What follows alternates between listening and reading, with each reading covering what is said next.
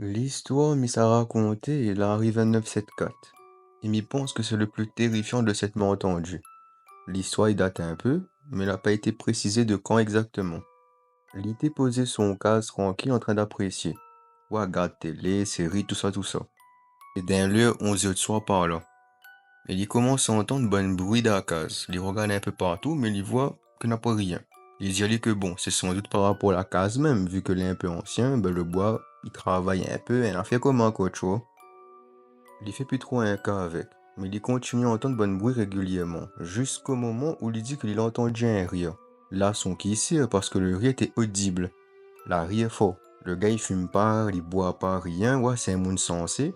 Il essaie de rassurer Ali en disant c'est sans doute de la télé, il a fait ça, ou vois. En post-production, là, mettre un monde, il rit et il craque, il était dans son cas, voilà, tu vois. Il rassure lui comme il peut, le pauvre.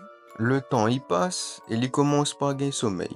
Il va dans la salle de bain pour brosser son dent et là quand il a fini et que il rince son bouche, les bonne lettre, il apparaît sur le miroir comme ensanglanté. Il est écrit maintenant, c'est mon tour. Ha, creepy. Le gars ni une ni deux, il tape un sprint jusqu'à son salon et quand il y arrive, il voit un femme habillé en mode de robe de soirée et que la tête, il a pas bien vu parce que le femme était devant télé.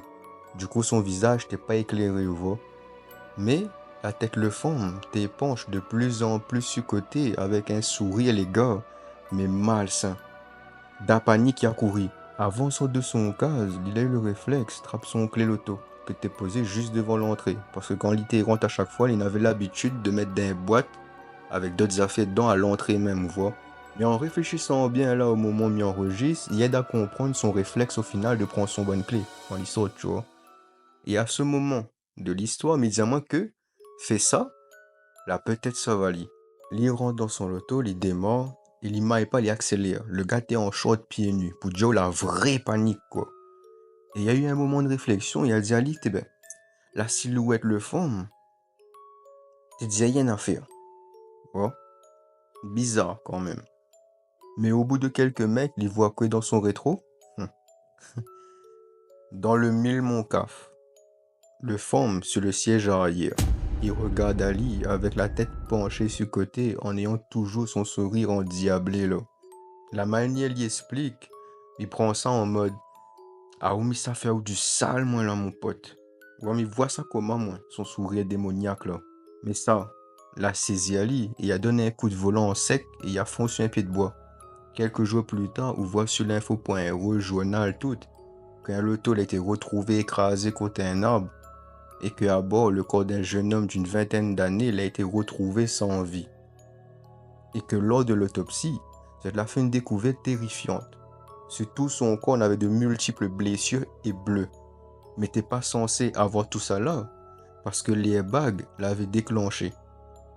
Sauf que tu comprends un peu plus avec l'arrivée avec l'écriture que m'a volontairement pas dit tout de suite.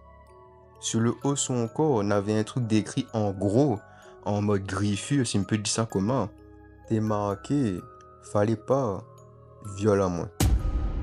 Quand Mali est ça, mais t'es là en mode, ben mais comprends mieux pourquoi il y avait l'impression de reconnaître la silhouette au final. Et aussi pour que le Zafel avait dit sur le miroir, maintenant c'est mon tour.